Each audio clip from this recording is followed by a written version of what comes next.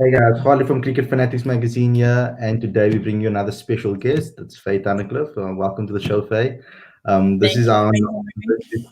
this is our lockdown series where we chat to cricketers, coaches, legends of the game.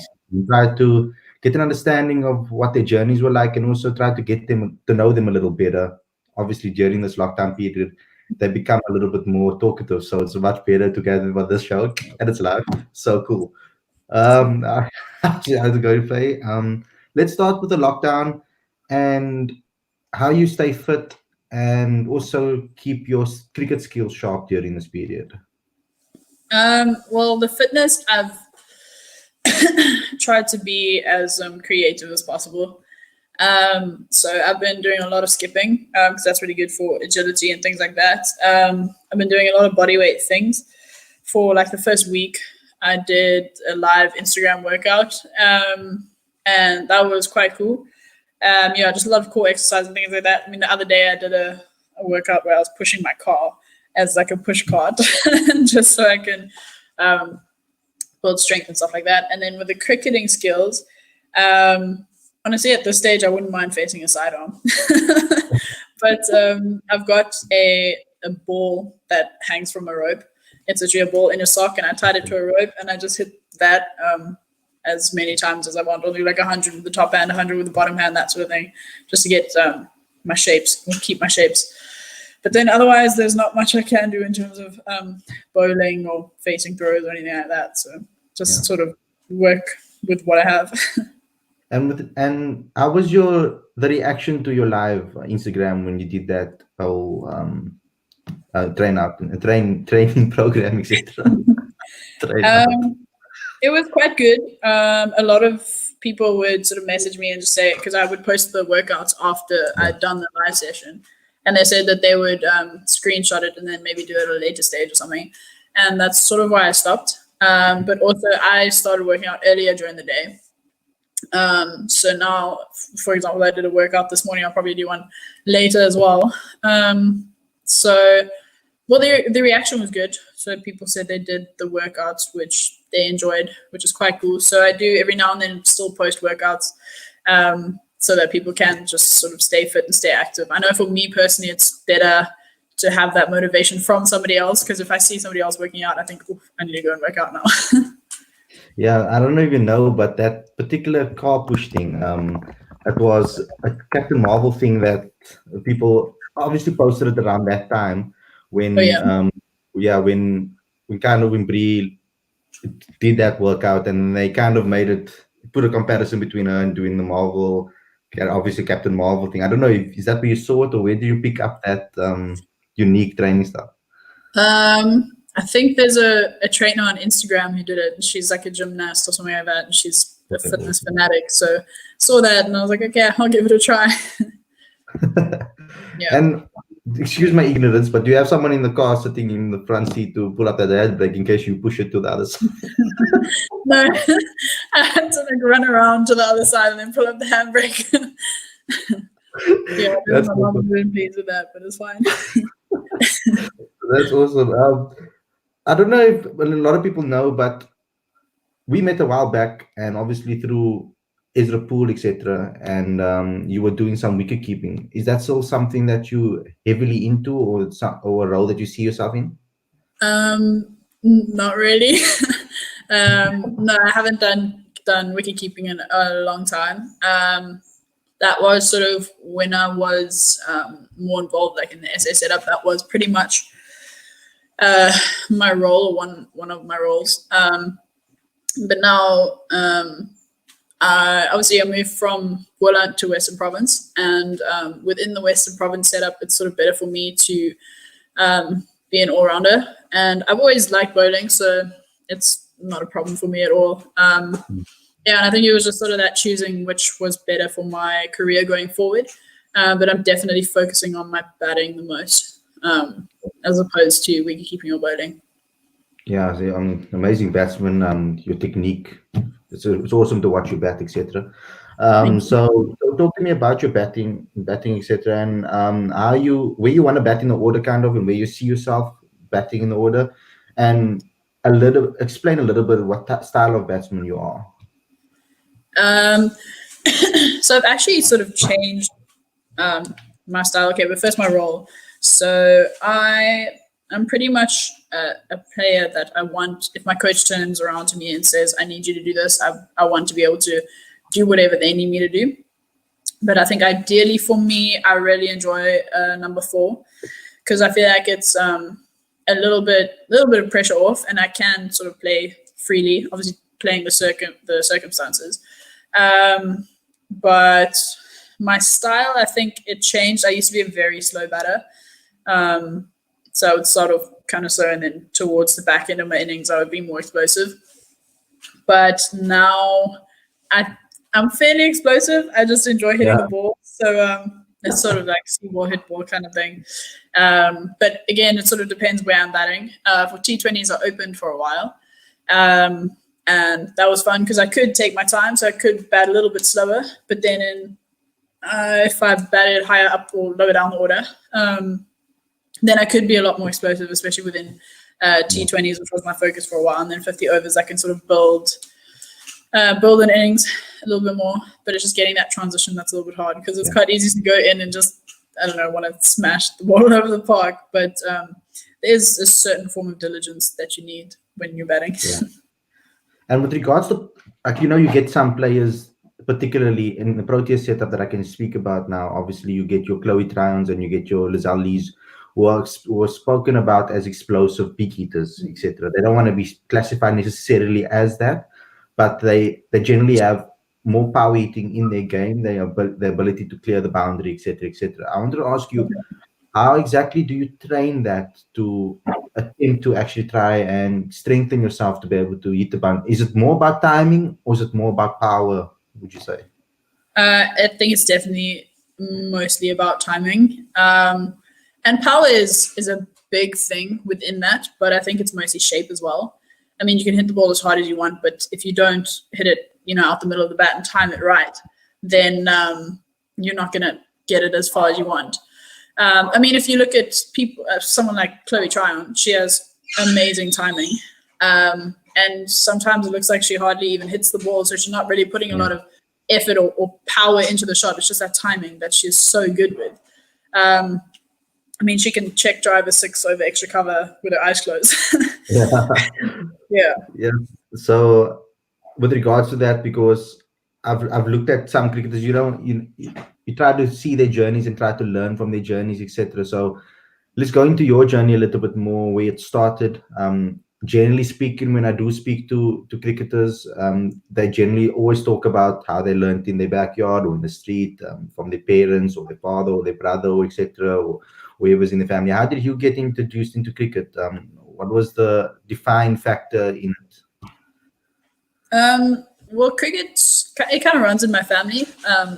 So my uncle played county cricket for Nottinghamshire in the UK. My dad played. My granddad on my mom's side, he was a provincial umpire.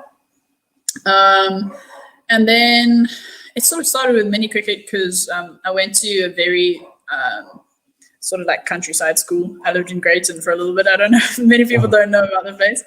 But we just played mini cricket. We'd always sort of play with the boys and stuff, or we'd play French cricket in our garden all the time. And then I think the way I learned how to throw actually was my dad and I would be in the back garden and just try to throw the tennis ball at each other as hard as we could, and then just sort of catching it and always have a competition there. And then it's quite funny. I was in primary school. I think I was grade 5 or grade 6, so I was about 11 or 12. And one of my guy friends, he came up to me. Well, we were talking about cricket, and he just said, "No, but cricket's a boys' sport. Girls don't play cricket." So then I turned to him and I said, "Okay, well then tell the coach I'll be at the next training session." And then so I should actually thank him. I think I should send him a message. And sort of just went from there. And then I got asked to go to provincial trials. That was in grade 6, I think. So I was 11 or 12. And that's actually the first time that Laura Wolfart and I played cricket together. We were both really small. We both played for Western Province. We had an invitational tour, which was quite a lot of fun. And then just sort of went on like that. Yeah. So tell me a little bit about Greyton. What was it like to live there, etc.? What is it like? Explain it to us that don't know about it, please.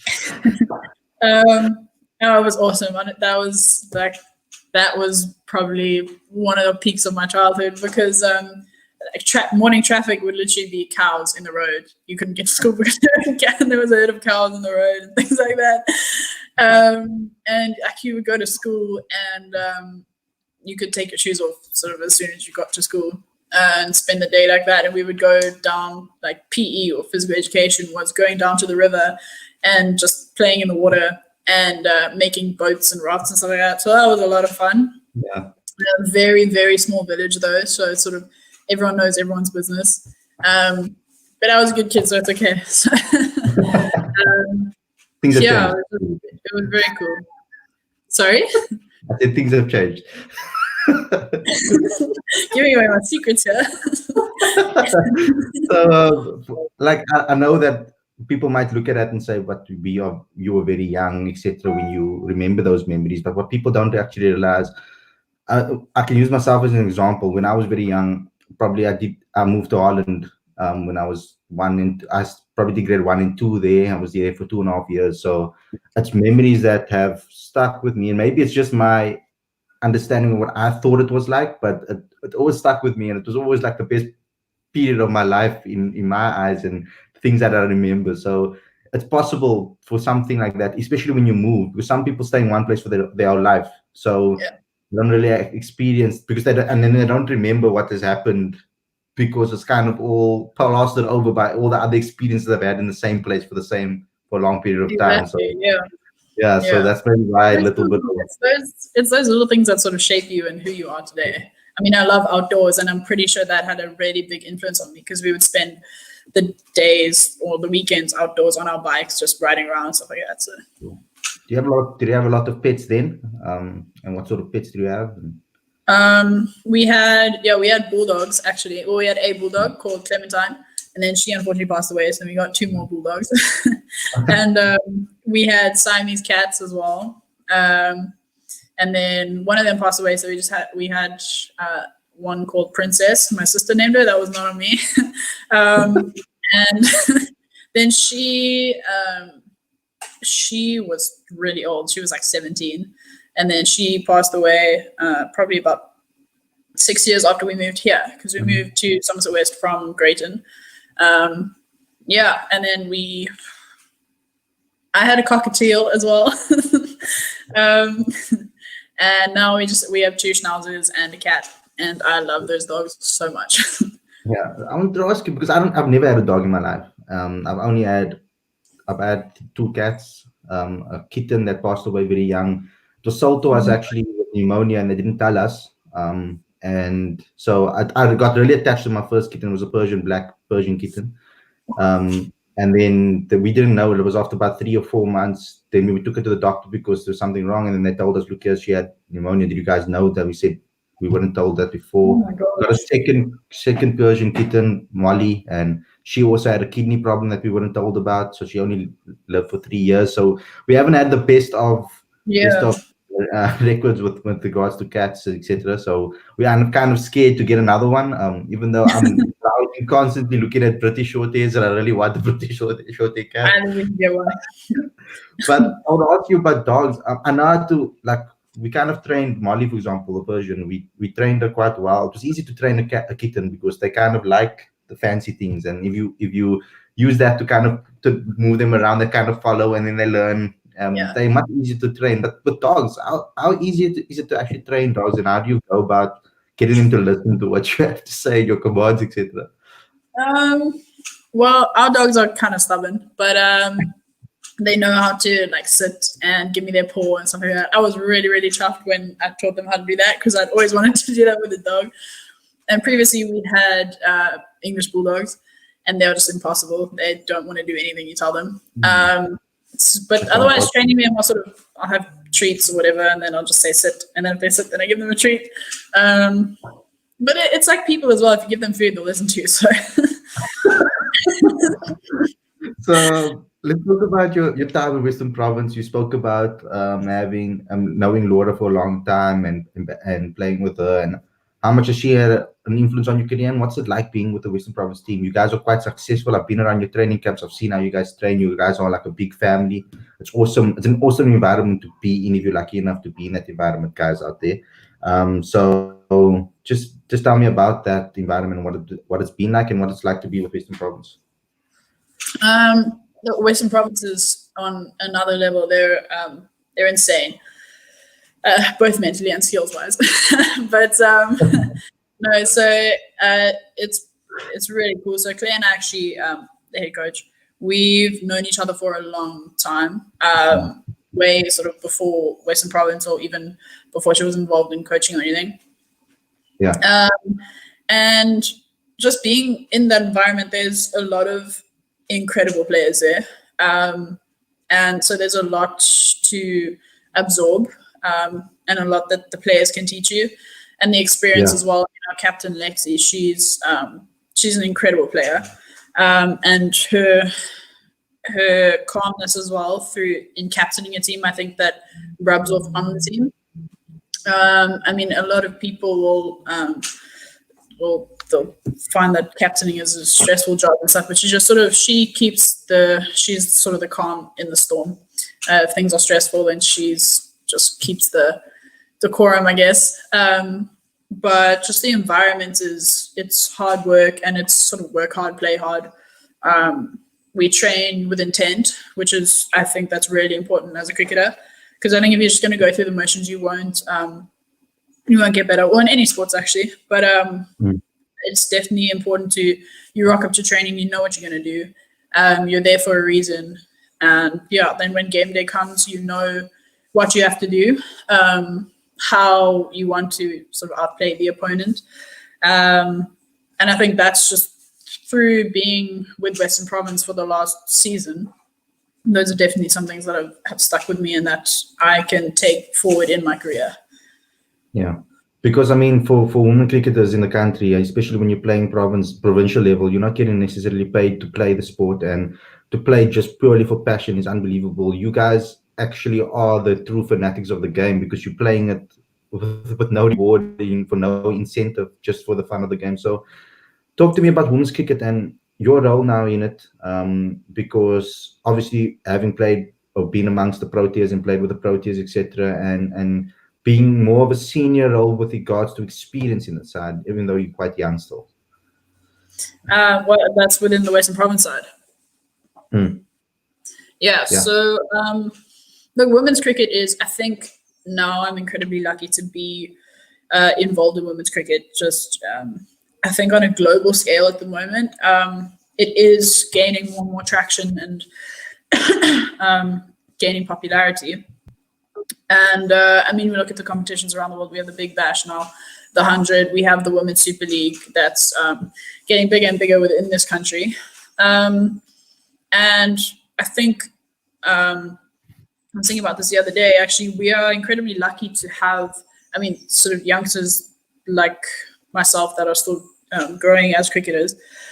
I think we're incredibly lucky to be surrounded by old SA players that are willing to give back to the game now. I mean, if we look at the likes of Claire and Denisha, who's been appointed now as the under-19 and National Academy coach, they are ex-SA players, and we're so lucky to be surrounded by players like that, because they can give back not only their coaching knowledge, but their playing knowledge as well. And then from a senior point of view, I'm kind of still a junior at Western Province because I'm new. But I think just allowing myself to learn from the experiences that I have, not only at SA level, but also at provincial level, because I can't sort of have the I don't want to have the attitude of, well, I'm senior because I played for my country kind of thing, because I'm even just learning through every experience. And I can learn from youngsters, and youngsters can learn from me. So it's sort of that push-pull that we always have, which is pretty cool. And I think experience, the biggest thing is it's mental. So if you can help, say, youngsters in a stressful situation and say, listen, through my experiences, this is what I have done to try and stay calm or something like that, then maybe it'll help. But then they could turn to me and say, no, but I do this.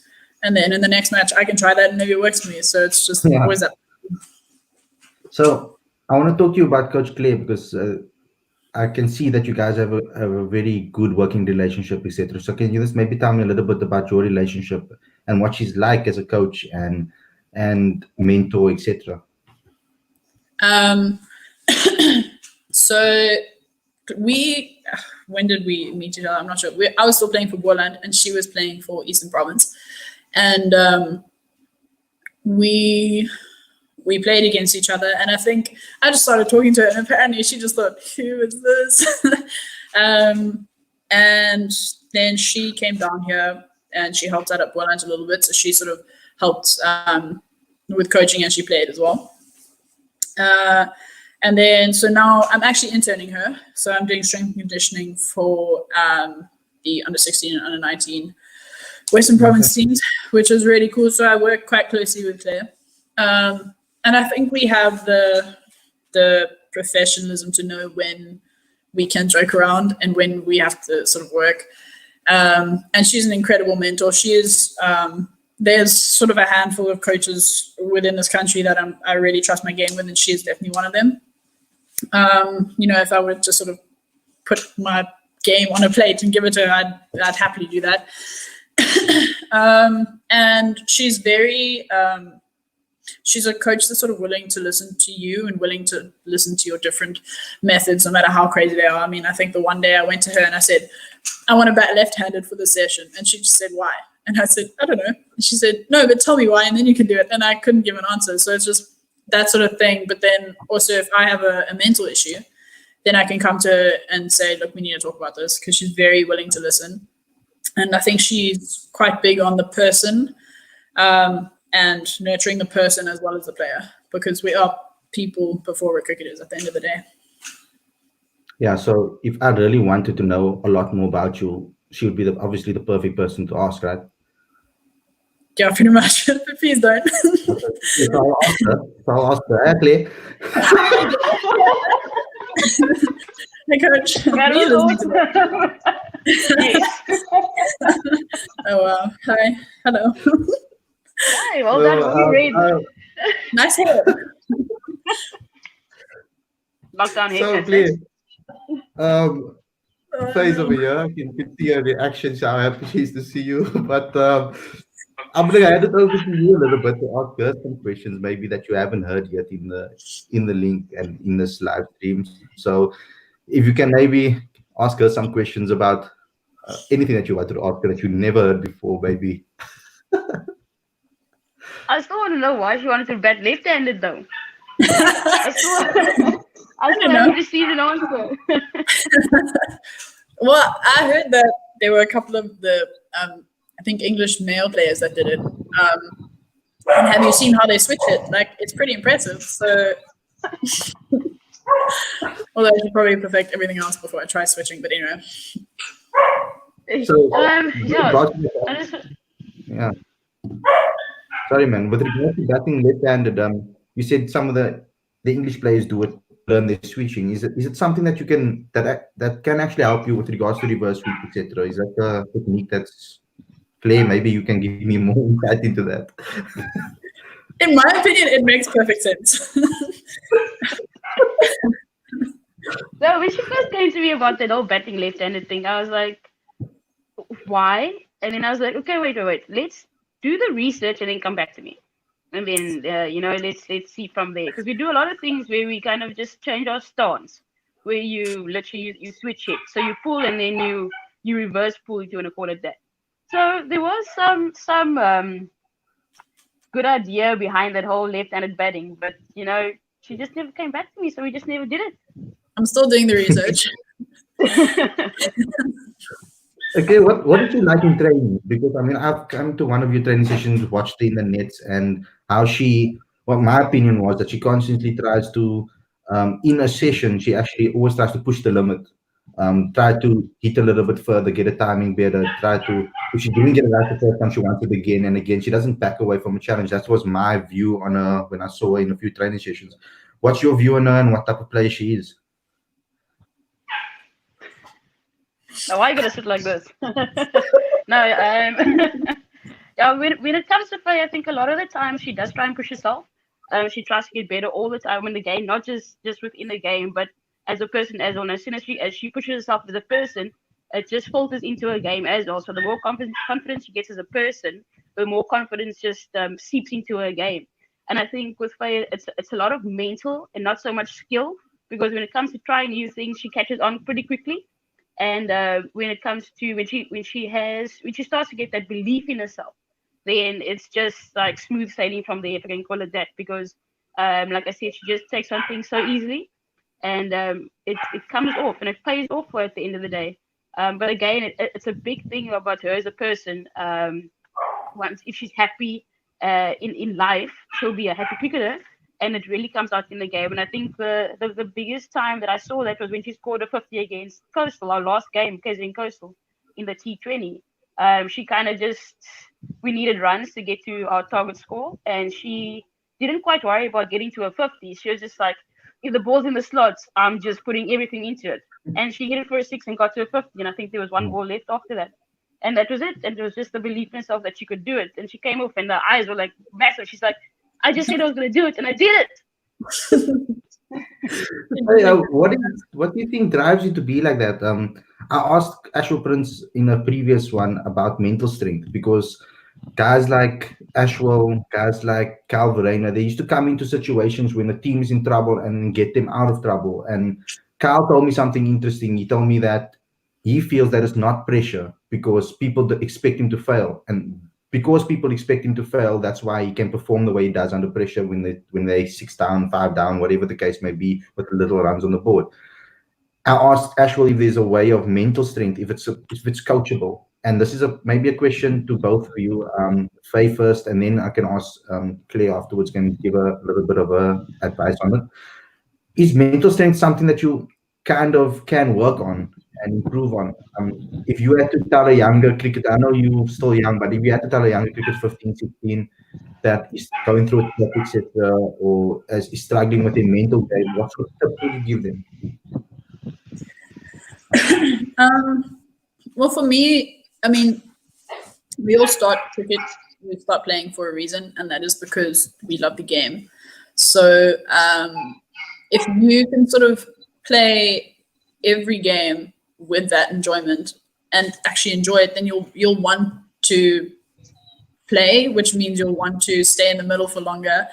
Whereas I feel like as soon as you start putting this pressure on you, then it's negative already, and you're thinking, oh my gosh, I want to score runs, but I'm so nervous, but I have this pressure on me, sort of thing. You're not going to enjoy the game.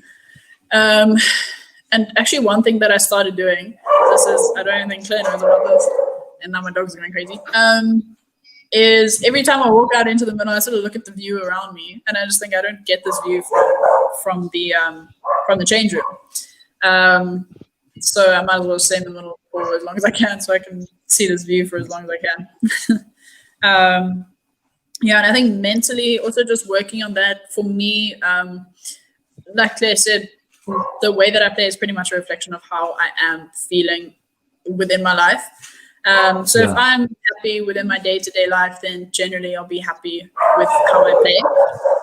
And I think it was Sachin Tendulkar who just said, focus on being a good person before you're a good cricketer.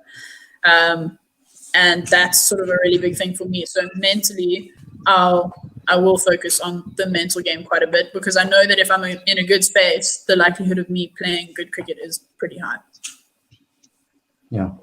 And Claire, do you think that mental capacity or mental ability is coachable? Is it something that you work with on? A lot of your girls have very good mental strength. That's something that I've seen a lot amongst all of them. They all have this self-belief, mental strength, and that must be because of you and what you've done. Because even new people that come into the system, it's almost like you guys rub off on each other in a way, that same type of attitude, same type of mental capacity, etc. So, what do you do to allow them to express themselves uniquely as themselves? I think when it comes to mental strength, I mean, it's thrown around a lot. I'm like, a lot of coaches or a lot of players that would have self-talk will be like, I need to be strong mentally. But how would you go about that? If a player walks into the middle and we are 7 for 3 after 5 overs, they need to walk in knowing that they are backed. The coach backs you, your team backs you, your manager backs you, your province backs you. And I think that's the biggest thing, because then if they know and feel that they are backed as a player, that they can do the job, I think they'll just go out there and do what they need to do. Bat long, enjoy, have fun while they're doing it. And they won't even know that the runs are piling. They won't even know that, oh shit, but I've reached 50 already. We've batted, we've got a massive partnership up here, and we've just enjoyed batting. We've just gone about what we've practiced, the scenarios we've been through. So I really do think it's a lot about, not so much about the mental strength, but about the backing that the player gets throughout training sessions, throughout chats, throughout conversations like this randomly, and then for them to feel that belief and that backing, I think contributes to them just being allowed to play their own game that they've been playing, and the improvements that they have made, and that they can just go out and do it in the middle under those pressurized situations. Yeah, that's amazing. Faye, do you have anything that you want to ask Claire, maybe? Put her on the spot. Well, it's sort of like just on sort of building on what you're saying, it's also that, like, I think the mental strength comes from allowing the game to either define you or not. I mean, I think, I can't remember who said it. I think it was Paddy Upton, but I don't want to be wrong. I think he said treat failure and success as the same thing. So you put into the same cabinet. So either way, whether you fail or succeed or whatever you want to sort of dub it as, you put it into the same trophy cabinet, if that makes sense. Because at the end of the day, you're going to come off the field and I'm still going to be Faye. You're still going to be Claire. It doesn't change who you are as a person. And if you allow it to define you, then you're going to be very up and down for the rest of your life, sort of thing. But I think to ask Claire, what do you think you did, or is there a way that you practiced mental strength or anything like that, or what was your sort of perception of it when you were playing? Sure. I used to love the pressure. I used to thrive under pressure. It was just one of those things since I was very young. But when the pressure was really on, I trusted my ability. That's the thing. So the coach that I had at Eastern Province was Andre du Plessis. He really made an impact in my game and in my life as well. And he was my very first coaching mentor. But when he was my coach, he backed me regardless, like Faye said. So I would walk on as Claire, and I would Taylor succeed, I would come off as Claire as well. And there would always be positives, even if I did fail. There would always be positives to take out of. So when I did walk into those pressure situations, I backed myself because my coach backed me, my team backed me, I backed my abilities in those situations. So like I said, it was a lot about backing yourself when you walk into those situations. But again, I love them. I love pressure situations. I thrived under them. When it became a little bit too easy, then I got lax. And I was like, oh, this is so easy. Then I would go out really easily as well. That kind of like a dip in my concentration levels. Whereas when the pressure was on, I was performing at such a level that I didn't know when I hit 50 or when I hit 100. Obviously, they clapped, but the processes that went along with that it came very easily because of the backing of my ability. That's and it's that like intense concentration as well. Because if you have to concentrate harder, then you're probably going to do it better. And I think, I don't know if you can vouch for this, but a player that also was really good at that was Alicia Smith. Mm. She was insane. I could watch her bat for hours, honestly. Yeah. It's incredible. Really good mate. Alicia and myself also played for Boland. But again, that woman, she could bat and she could bowl, and she would walk into situations with bat or with ball, and she would thrive. Really back herself, and that would permeate to the rest of the team because they would just feed off that. I think when Faye brought it up that you could learn from your teammates, I think I also used to learn from Alicia as well. I think still to this day, because we're still mates today, and I'm still learning a lot of things from her, even though it might be wrong things, Yeah. So Claire, you would know, and me a little bit, I'll know a little bit about it, that Faye has a little bit of an edge to her. She has a bit of wit, that a lot of people don't know about. I'll give you an example from my experience first of all. We played a game against the Western Province Park, etc., and I had a horrible game. I was stupid. I was like, I've never had such a bad game in my life, and I still live up to it to this day. I came out to the middle. And I came to bat. And first ball, I tried to, don't know why, with so much overs left in the game, I swing and I swung on a miss. And they told me, "Oh, you have more swing than a playground." Oh, I knew. Now I have to go wrong. So the next one, I went again, middle sub on the ground. So this taught me a little bit about. Oh, jeez. No, if you if you want those dry, sarcastic, like those dad jokes, you want those dad jokes and those dad jokes, you come to Faye. But the way she says it was just so funny, though. I think. Oh man, I don't know. She's just. I mean, look at her. I don't know. I'm funny look looking. You see. Yeah. No, she makes things fun on the field and off the field. She's. We were playing in Durban again the last game, and we're busy warming up playing soccer. And Faye, what's that song? That song. Samsara. This song comes out, and then she's like, "Oh, hold me back," and she starts dancing while she's busy trying to get the soccer ball. So I mean, that banter that Faye brings to the team is just crazy. It's one of a kind. Yeah, it's unbelievable because I mean I saw you. She has a lot of sides to her. She has a funny side. She has obviously a serious side. We can see that. I saw with the KFC mini cricket the way she was with the kids and how helpful she was teaching them techniques. So amazing cricketer, amazing person. So you growing an amazing team over here. So well done to you, Claire. Thanks a lot though for coming on here and giving us a little bit of banter and giving Faye a surprise. We'll chat and catch up again sometime. Maybe I'll do this to you in a few episodes down the line. I'm good. Thanks. Thanks, Khalid. Thanks a lot, Claire. Thanks. So I don't know. Don't hate me for that one. I just wanted to. I'm very fond of Claire, so it's okay. Yeah, cool. So I want to talk to you a little bit more about your teammates and who are some of the friends. I want a more light-hearted section of the show, kind of, and some of the teammates that you are friends with, etc., in the team, and who you get along with well. And yeah, tell me. I know about Laura. Who are some of the other girls that are really cool that you have a good banter with or good conversations with? Well, I mean, sort of within the team, there's a lot of banter with everyone. I mean, I probably have a joke with everyone in the team. But people that I'm sort of really close with, there's Anna, understand. We're pretty close. I don't want to leave people out. Like, no, this is a lot of pressure. Sarah Smith, Laura Goodall. But it's also, we've sort of gone through the ranks. Laura played and Andre played at national level a lot earlier than I did.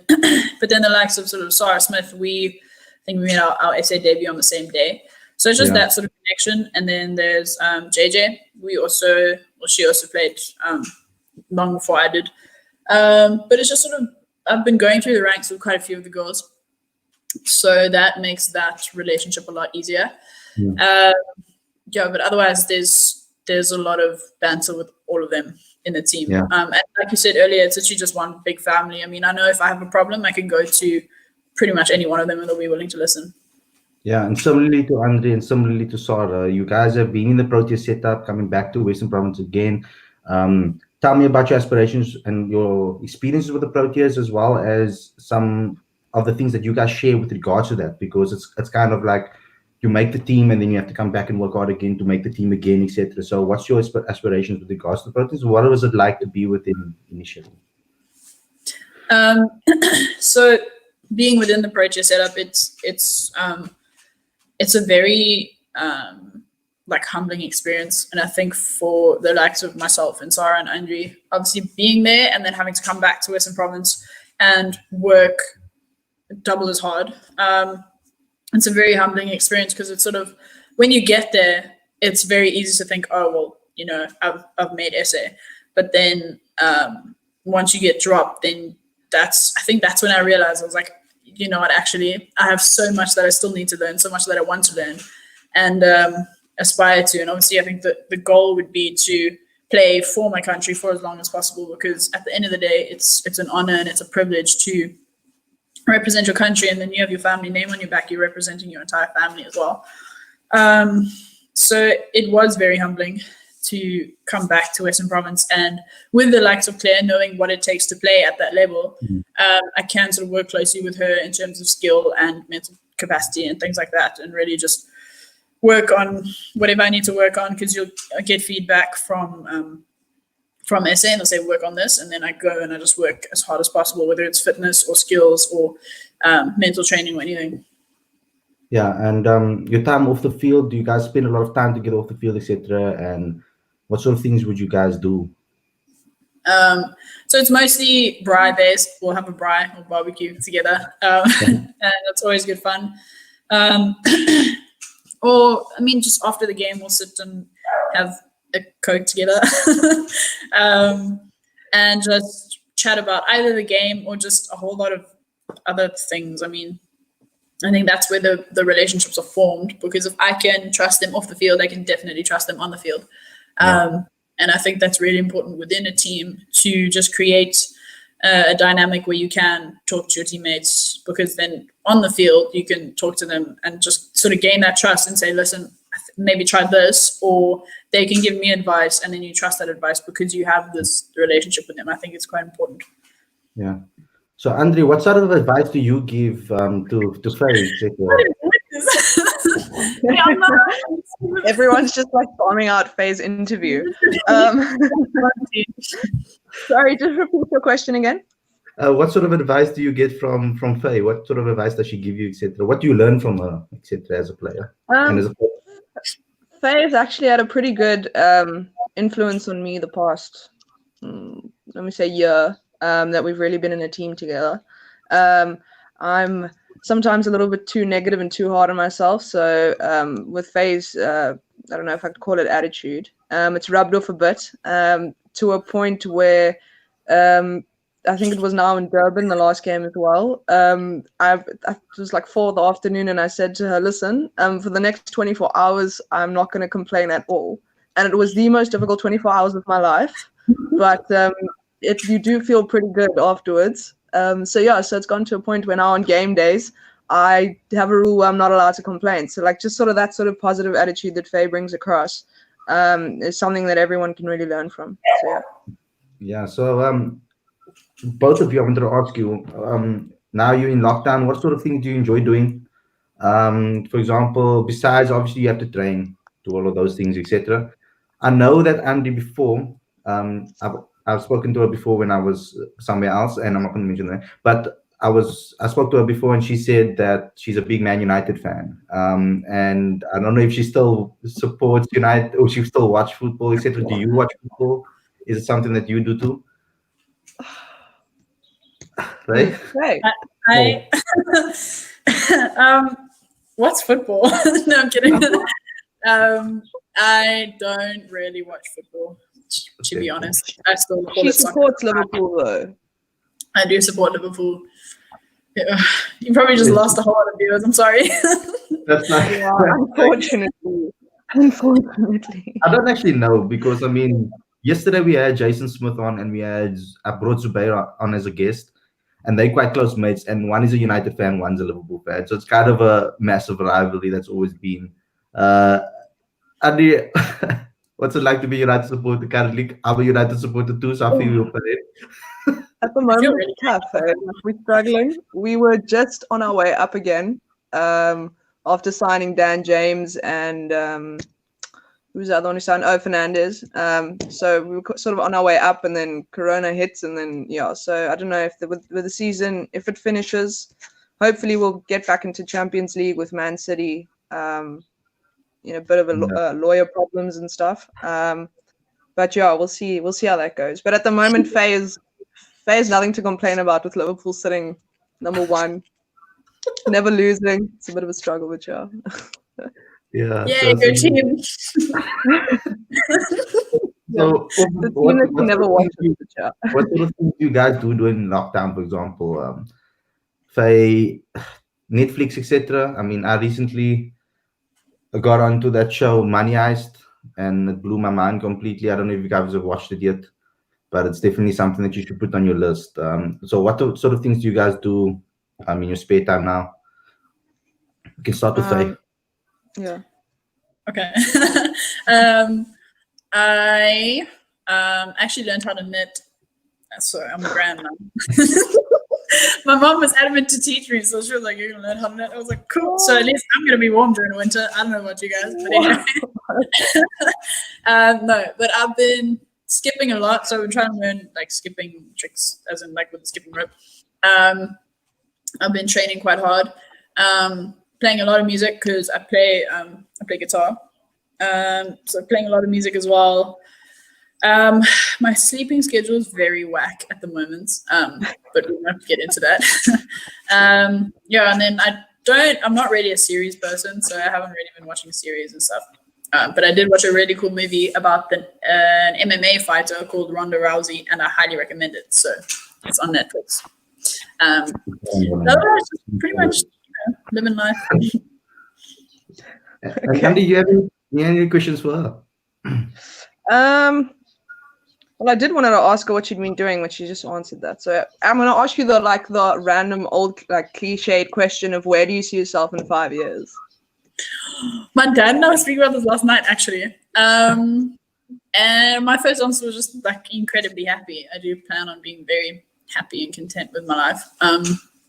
I do want to be playing cricket for my country and making a living out of that, because I think that would be pretty cool. Yeah, and hopefully I'll be surrounded by dogs. That would be very cool. That's and yourself? Me? Oh yes, my God. the other person. Obviously, if it's a possibility, playing cricket still and playing for my country. I love the dogs idea as well. I love dogs very, very much. And then hopefully by that time, still being able to do research and just carrying on with my studies and stuff. That would be me. So how do you balance that though? Studying, both of you guys actually studying and playing cricket and training and all of that must be quite difficult to actually motivate yourself to get up and doing from the mental side. I know that when I was at school, I was doing 3 different sports. I did judo for provincial level, swimming provincial level, life saving. And then still your cricket and your soccer, whatever you have to play for school level. So I know it can be quite difficult, but on a professional level where you guys have to perform at the highest level, you're playing for a bigger thing than just yourself. How do you balance everything? Let's start with Faye and then we can go on to Andre again. Well, Anna is a lot more intelligent than I am. But I think it's just that sort of, it's that, I think, diligence that you have to develop yourself, I guess. Because there's nobody that's going to study for you, or there's nobody that's going to train for you. So I guess it just comes down to how badly you want it. And with me, with studies, it's when I have to travel, that's when it gets a little bit complicated. But I'm studying through ETA college, and they have been very accommodating with my cricket and things like that. So they're fairly understanding. Yeah, but it's doing assignments while you're away or things like that, and you just sort of have to put your head down and do it. Yeah, I think it's very similar to what Faye said, though. It's just like time management. You got to be really, really good. And unfortunately, if you're on tour and it's a Saturday and all of your teammates are going out to the mall or they're going out for dinner and you need to work, then you need to work at sink or swim. So I guess it's how badly you want both, the cricket and the studies, because unfortunately, like you guys said earlier, we aren't getting paid at the moment. So you do have to look for a backup plan and have something to fall back on in case you do get injured. Yeah, it's that time management and how much you want it. And I want to talk to you about Faye a little bit about her as a player in the side. We can see how dedicated she is in training. Both of you guys have that sort of how can I say, intent or seriousness about your game and the way you play with at a high intensity, consistently, and you winners. You want to win. So tell me about what it's like to play with Faye. You've been a batsman as well, to bat with her if you've had the opportunities to do so, etc. In the game. But yeah. So Faye and I, in the beginning of the season, we batted together, but didn't go so well.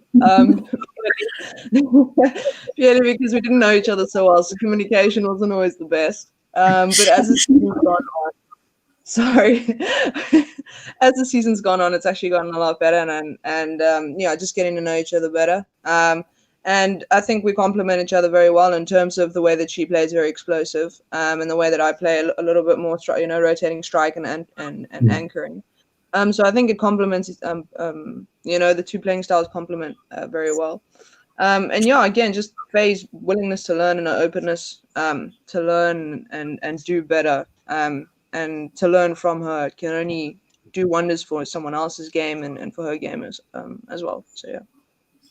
Yeah, because I mean, I saw you guys in the training session once, and you were batting in nets. It was 3 nets, and you were in the middle, I think, and she was at the end, closer to the camera, and it was almost like you went for a shot, and then Faye went for a shot, and then it's like a motivational thing that happened between the. I don't know how you guys did that exactly, but like it was like a couple of better type of banter. Faye, what's it like to train with Andrea, and how does she inspire you to be better as a player as well? She's incredibly disciplined in a lot of aspects, including studies and things like that. But within a training session, she'll come to a training session and she'll say, "Okay, this is what I want to work on today." So it sort of almost puts me in my place, be like, "Okay, I kind of just wanted to hit, but now I'm going to work on something." No, but just that diligence. I mean, also whether it's fielding, even. I mean, you lead from the front. You're one of the most senior players in the team, and she's always leading from the front, whether it's sort of setting the example in the net or putting the example on the field, release. And yeah, it just rubs off on a person to want to I don't know, learn your game better in a way, because then you can come to a training and say, I know what is wrong or the fault in my game is, I want to work on it, sort of thing. And that's what she's really good at. Also, I could watch you bat for ages, because like you're so adamant. You're like, I am going to get this right, regardless of whether you're here until tomorrow or whether it takes you 5 minutes. You are adamant to get it right, which is really cool. Well, Claire isn't always the biggest fan of that, but I mean, it's fine. It's her problem. You'll be like, here we go again. Yeah. 3 hours later, but that's fine. Yeah. Yeah. So, Andy, thanks a lot for coming on. I know that you yourself don't like interviews much, so it's something I'm really appreciative that you came on board and you came to speak to Faye and showed a different side to her as well. So thanks a lot, and I hope you will come down on an episode. Maybe sometime, maybe in the future, maybe 5-6 episodes time. Maybe you can prepare yourself for it. We'll see. But thanks a lot for coming. We'll see how that goes. Maybe like the taster, like maybe it helps. So cool. Thanks a lot, Andy. No worries. Bye. Bye. Okay. That's a lot. Okay, I just wanted to see a different side of you and get to know. I wanted you to hear a bit about what your teammates think about you, because it's also important that you hear that as well. Not just hear some journalist sitting on the other side of the screen telling you what he thinks about you. So thanks for that. I appreciate it. No problem. So we're gonna get some questions in from the fans, but in the meantime, I'm just gonna have a chat with you about inspiring younger cricketers. I have someone that started working with me recently, Emily Norris. She's she's an umpire as well. She's trying to become an umpire. She's a cricketer as well. She always speaks about the women's game and how much it's improving and how amazing it's becoming. And it actually pushed me also to take more note about it and take more note of watching it more, because we can kind of get lost in all the craze around men's cricket because there's so many different things to cover at one time. And I need to actually make a stance and say, look here, we're gonna make a stance and try to cover women's cricket a lot better and make it a priority and that's something that we are aiming to do in the future. So you asked me Yeah. about 5-year plan with regards to cricket and what I want to do with Cricket Fanatics. To just give you some insight into it, is that Cricket Fanatics we want to make it a platform where you guys as cricketers can get closer to the fans, and it allows fans to get closer to you too in a way that they can get to know you that they've never known you before. Because I feel that a lot of platforms don't allow that intimacy with the players, and then that's how the connections are built amongst players, etc. And the connection is built between the fans and players. So it's something that we're trying to do, and we hope that we are doing. But we're going to continue, and I see myself actually going down the line and franchising this into areas that of all parts of the world. I want people to get involved, etc., and get you guys more involved, obviously, in communicating with the fans. So, what's your experience been like with fans? Have you gotten people that come to you for advice, younger cricketers, etc., that know about you? Well, I'm lucky enough to work with a couple of the younger Western Province girls, and not everyone will necessarily have this point of view, but in my opinion, I think it's a privilege to be able to sort of give back and to share my knowledge of the game with younger people. Because I mean, something that I might just say willy-nilly can affect a youngster for a long time, or can stick with them for a long time. So I think my opinion is that I just sort of want to be as positive of an influence on youngsters as much as possible. I was the only girl that played cricket at my high school and my primary school. Actually, I was playing alongside the boys, and then there were younger girls that started coming through, and they would come to me, or their parents would contact me and just say, "Oh, what advice do you have?" sort of thing. So I would just try and give them advice that I would have wanted to hear when I was that sort of age. So just enjoy it and keep going, and that sort of thing. Yeah. So here's a question from Emily. I'm going to put it up on the screen. She wants to know, who's your favorite cricketer currently, as well as your favorite all-time cricketer? Currently, if I look at the female game, then probably I think Alyssa Healy. She's an incredible cricketer, but also you can see, and I think this is one of the reasons why, is you can see that she enjoys playing the game. And I respect people that can show their enjoyment for the game, because I know a lot of people, they almost won't show it because it looks unprofessional or something like that. But if you can enjoy the game that much, then it influences younger people.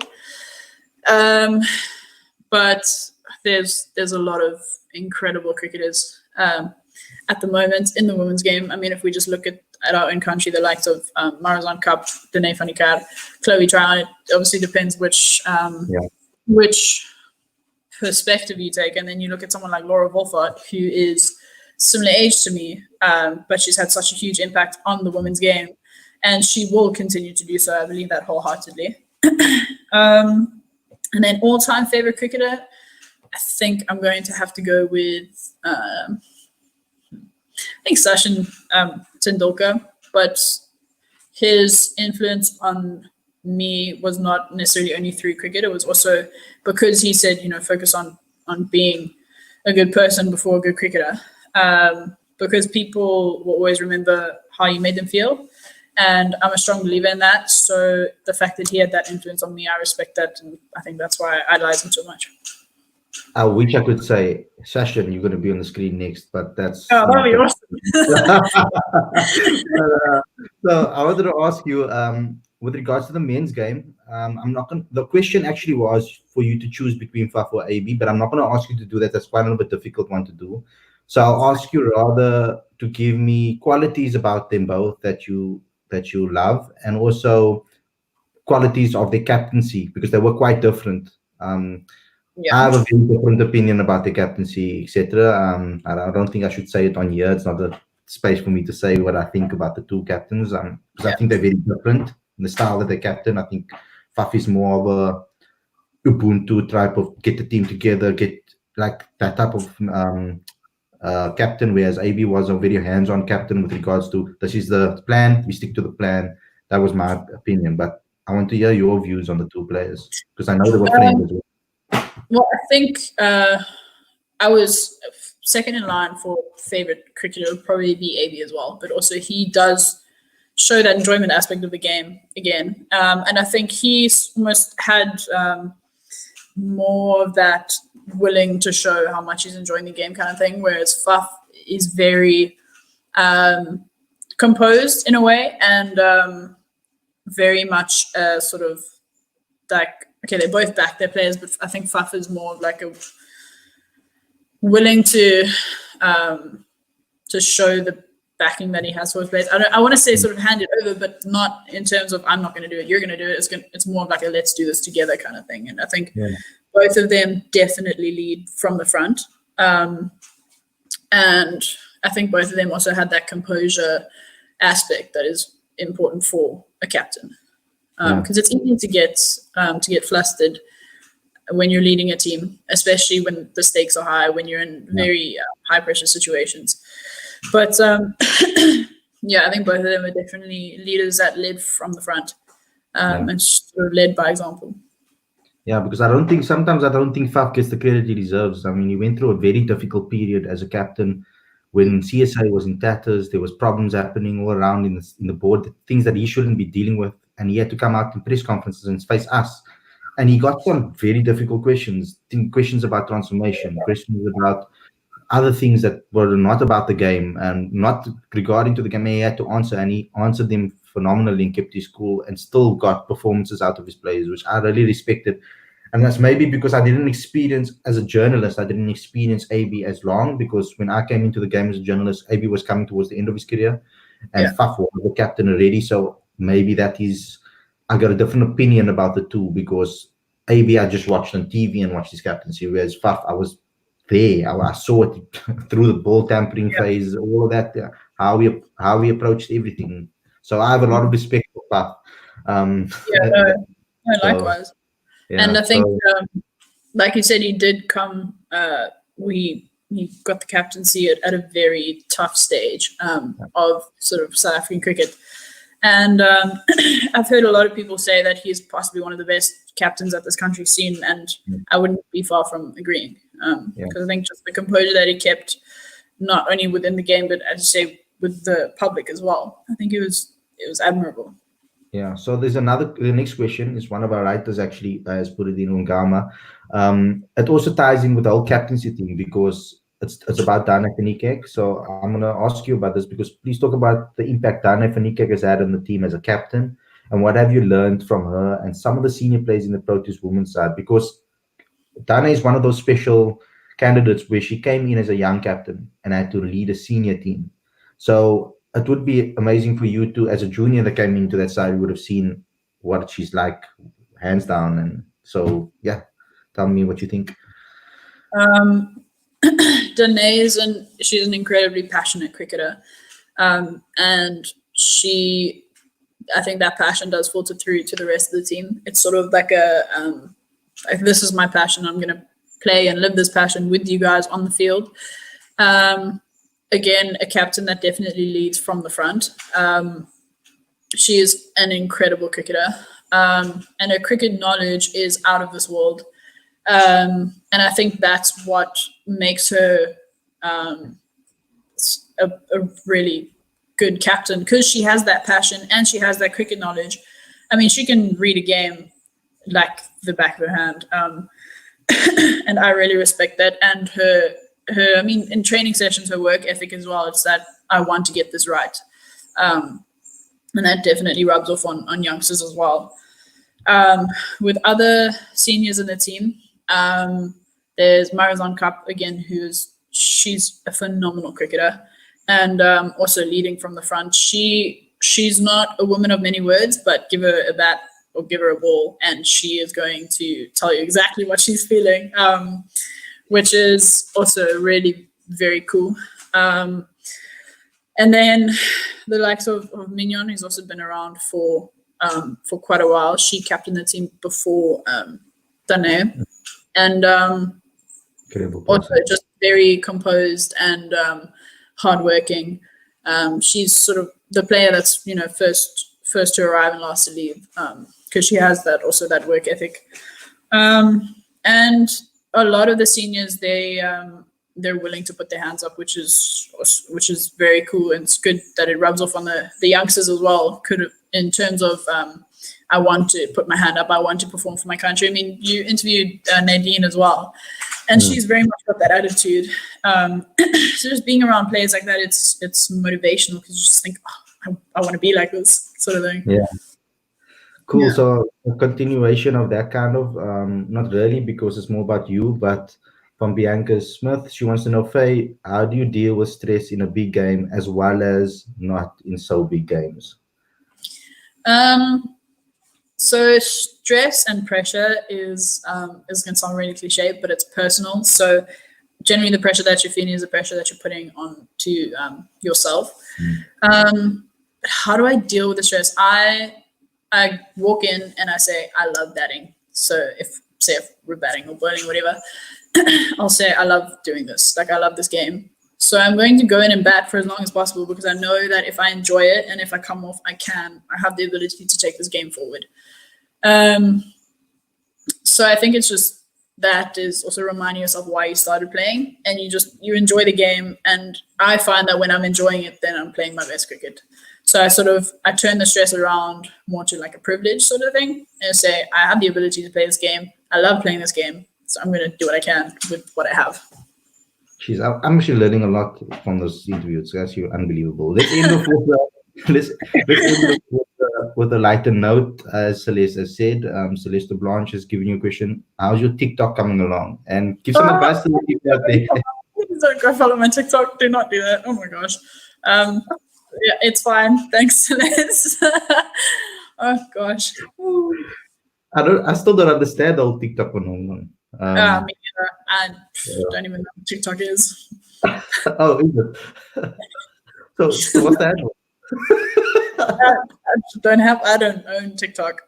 Okay. Yeah, it's not me. It's somebody else that's mimicking me. Sorry. Oh, God. Thanks a lot for this interview. I've had a lot of fun doing it, getting to know you a little better. So I'll get in touch with you again. We can touch base again maybe later on again. But thanks a lot, and maybe get some of the other girls, speak to them, and maybe give them a push to maybe come onto the show. Some of the people that you know. Yeah, that would be very cool. Yeah, so we are going to. Guys, to end off, I'm just going to tell you that we are going to put this on our website as well, so Faye can also share it with her fans and etc. and watch, and you guys can watch it back if you came on late a bit on the show. I mean, these are quite a long and lengthy process. I'm going to give you guys the lineup of what's happening in the next few ones. So we've got Sunay Lewis coming on tomorrow. I think that's another one where you guys can really. It's another women's cricketer that's Guyana came into the game. I know Faye will know her as well. So she's coming on tomorrow. We are trying a special guest on Wednesday. I'm not going to let you know the name yet because just now it doesn't happen and I have to switch. So we're trying a special legend on that day. Then on Thursday, it was someone that Faye mentioned, Denisha is going to come on, the under-19 women's coach. She's going to come on and have a chat with us. On Friday, we're going to try to get Tando Ntini on here. And then we're going to try again with Jeffrey Toyano on Saturday, because we had some connection issues. So with him the last time that we had to cancel it and reschedule. So that's the lineup. Thanks a lot, everybody, for tuning in. Lastly, Faye, can you just give us a little bit of a message to the cricket fanatics fans out there? Like for players or people that watch or anything? Our fans, basically. So people that are reading our articles, watching these videos, etc.